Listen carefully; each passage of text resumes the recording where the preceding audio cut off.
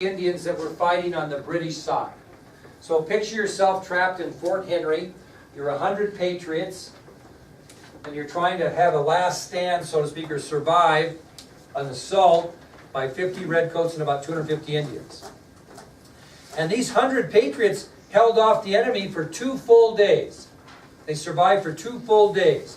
But what were they running short on? What type, specifically? Gunpowder and musket balls. Okay? So they were running very short on both gunpowder and musket balls. And they had one more powder keg. One more left. Problem was, it was located in a nearby cabin about 50 yards from the fort. So they have virtually no gunpowder. They're running low on musket balls. They still have some, though, which is key. But what don't they have to shoot the musket balls? Gunpowder. There's none left. They have one keg of gunpowder left, and it's in a cabin like 50 yards away. Well, what's surrounding that cabin 50 yards away? And the fort, Indians and enemy soldiers, okay? Well, none of the militia that were involved, the 100 patriots, could afford to leave their post and recover the powder keg. Every bullet fired was needed to survive, so they couldn't part with anyone to take off and try to get that powder keg. They just couldn't do it, or they were going to lose the fort. So a 16-year-old girl by the name of Betty Zane volunteers to try to recover that powder keg for the militia and save the day. Betty Zane, 16-year-old girl, who was trapped with those patriots in that Fort Henry, finally decided she would volunteer to try to recover the powder keg. So she takes off running for the cabin, hoping that the British and the Indians will not shoot at a girl. Okay? So she takes off running for the cabin, hoping that the British and Indians will not shoot at the girl. And she guesses right, and she gets all the way to the cabin, not a shot fired at her. Okay? Not a shot fired at her. So she takes off running for the cabin, hoping the British and the Indians will not shoot at a girl. She guesses right, and is not even fired upon en route to the cabin.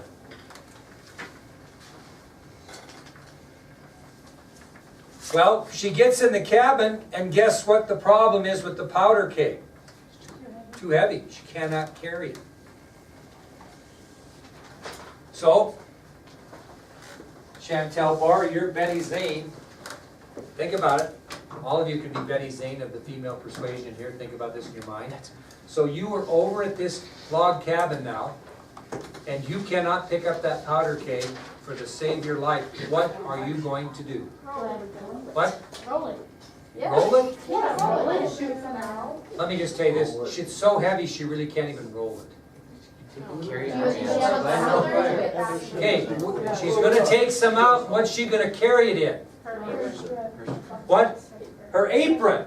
So what she, did you say it too? So what she did is she opens the keg and she pours as much gunpowder as she can, hold in her apron, and heads back running back to the fort.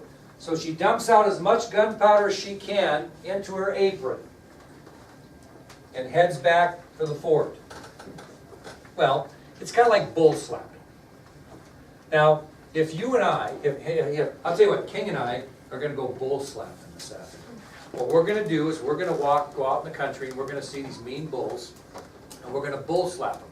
And what you do is you climb over the fence, and you walk out there and you sneak up on the bull, and you slap him in the rear end, and then you turn around and run back and get out of the corral. It's not, for me it's not going to be dangerous because I'm going to go first. So I'm going to sneak out there, and I'm going to sneak up behind that bull, and I'm going to slap that son of a gun as hard as I can on the rear end, and I'm going to turn around and run back. And he's going to turn around and look at me and get mad. Well, he knows what's coming when she goes. So is she going to have as easy a time sneaking up on that? It's not the first person that slaps a bull, it's the second. So King's going to go out there and try to sneak up on that bull, and he's going to be ready for it. When she gets up there and slaps him, what's he going to do? Chase her down and run over.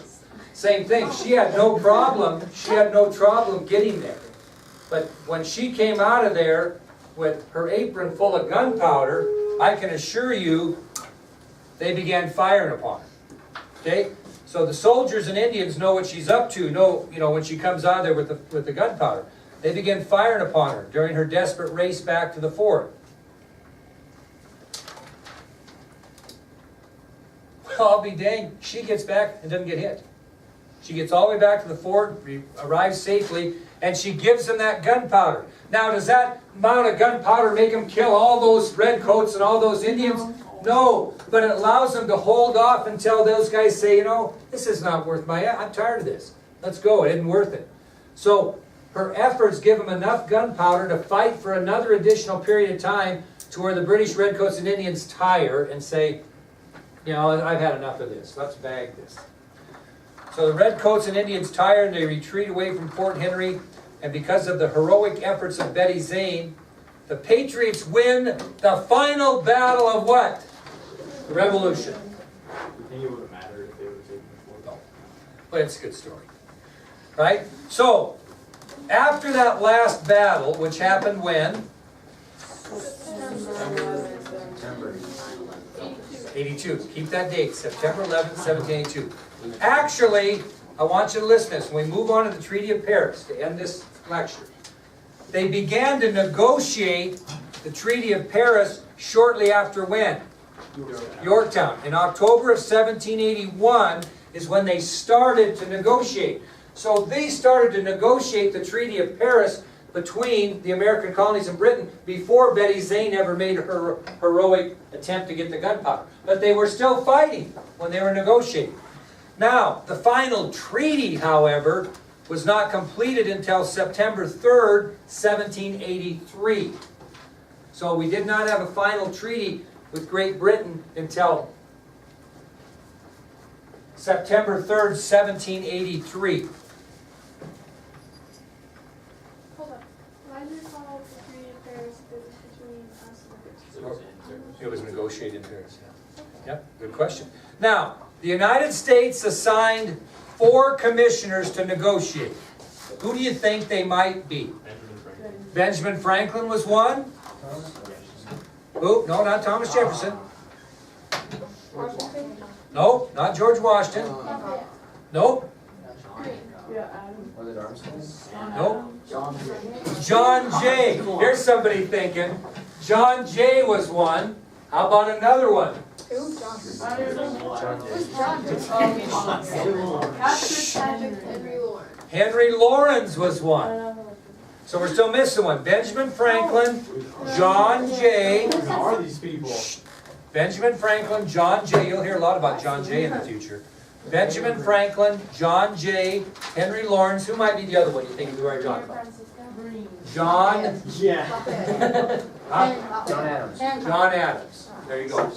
So, the 4 commissioners that were assigned the duty of negotiating for the United States were Benjamin Franklin, John Jay, John Adams, and Henry Lawrence.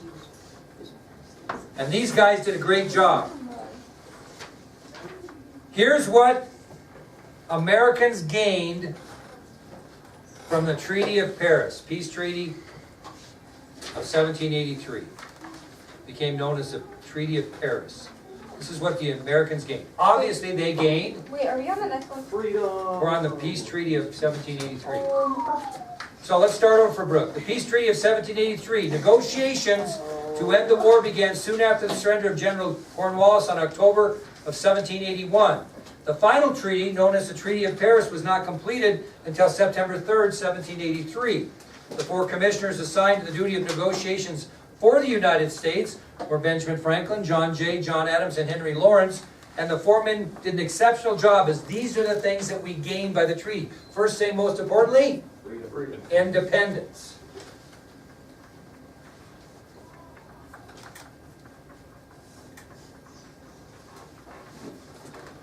We received all land between the Appalachian Mountains and the Mississippi River from the Great Lakes to Florida. We received all land between the Appalachian Mountains and the Mississippi River. All land between here and here, from the Great Lakes to Florida. So we received this block of land, this area west of what? The colonies to where? Mississippi River. So basically we gained this land west of the colonies to the Mississippi River. A lot of land. We also got a third thing, which seems kind of trivial, but it was important. We reserved the right to fish in the Gulf of St. Lawrence and off the coast of Newfoundland. Okay, so we got the opportunity to fish the Gulf of St. Lawrence, or the St. Lawrence Seaway, and this area up here by Newfoundland. Okay, so we got the right to fish in the Gulf of St. Lawrence and off the coast of Newfoundland. That's still a law. What's that? That's still a thing. Well, I think it belongs to Canada now. So here's what we're going to do tomorrow. I'm going to show you the rest of the video, Patriots Rising, and then we're going to have a review, and then we're going to have a test on Wednesday. And we're going to have ice cream sandwiches after the test. I'll give you one as you finish your test Wednesday. Okay?